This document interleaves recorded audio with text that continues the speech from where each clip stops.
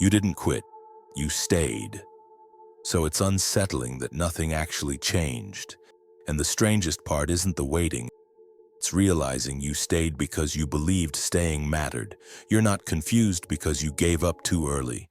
You're confused because you didn't. You stayed when it stopped being exciting. You stayed when it stopped being validating. You stayed when progress became quiet, slow, or invisible. Most people don't talk about that part. They talk about quitting too soon. They talk about impatience. They talk about people who could have made it if they just held on a little longer. But that's not what this is. You held on. And that's exactly why this feels so disorienting, because persistence is supposed to mean something. It's supposed to be the proof that you're serious, the proof that you're committed, the proof that you deserve a result. So when nothing shifts, not in your circumstances, not in how you feel, not in how life responds, it doesn't feel like failure. It feels like the rules quietly changed without telling you. You might notice it in your body first. A tightness that doesn't release anymore. A sense of effort without momentum.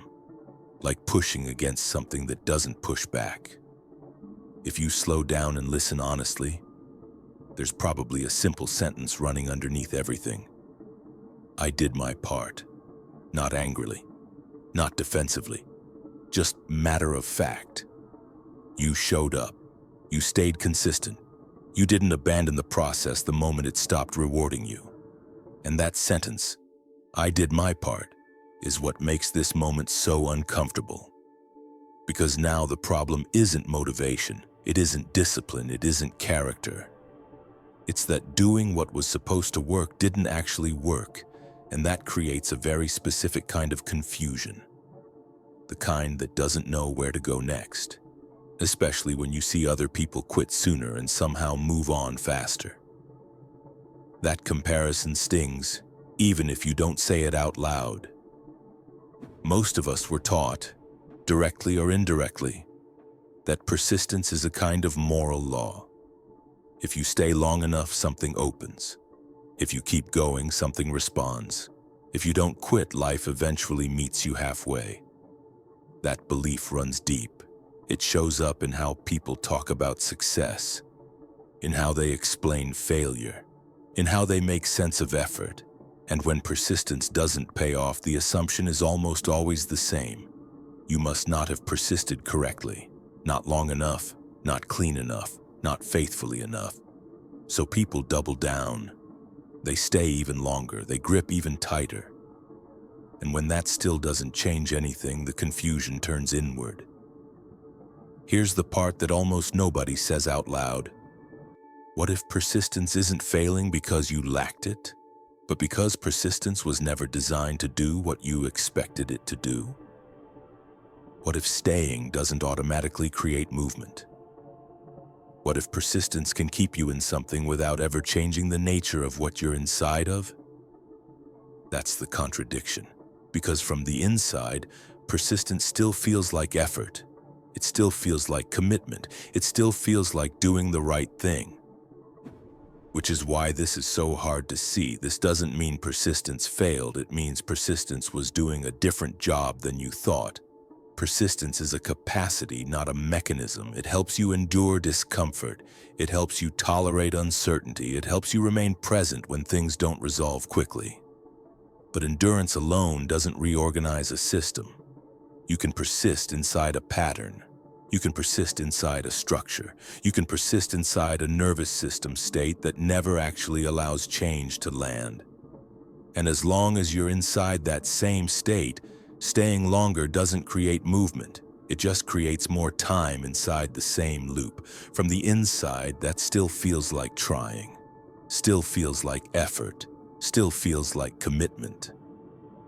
Which is why people often mistake persistence for progress. When persistence doesn't lead anywhere, most people don't question the idea of persistence. They question themselves. They assume they're missing something, that they're not doing enough, that they're failing some invisible test, and slowly, quietly, trust erodes. Not just trust in the process, but trust in your own sense of direction. Because if staying didn't work, and quitting feels wrong, then where does that leave you? Nothing is technically falling apart. You're still functioning, which somehow makes the lack of movement harder to justify. So the real question isn't, why didn't I persist harder?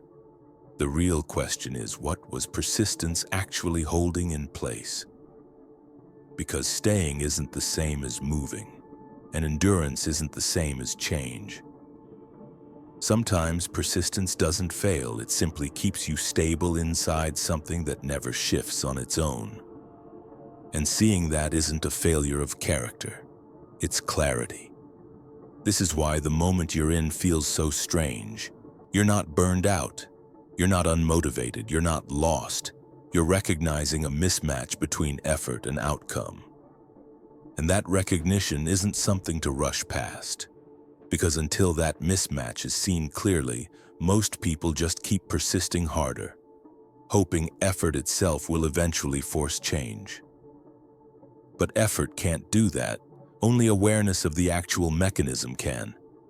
Just pause here for a second, not to solve anything, just to notice what this brings up. So if this landed for you, don't rush to fix anything, just notice this. You weren't wrong for staying. But staying alone was never the whole equation. And recognizing that, without turning it into self-blame, is where something real can finally begin to shift. This question doesn't resolve all at once. It unfolds,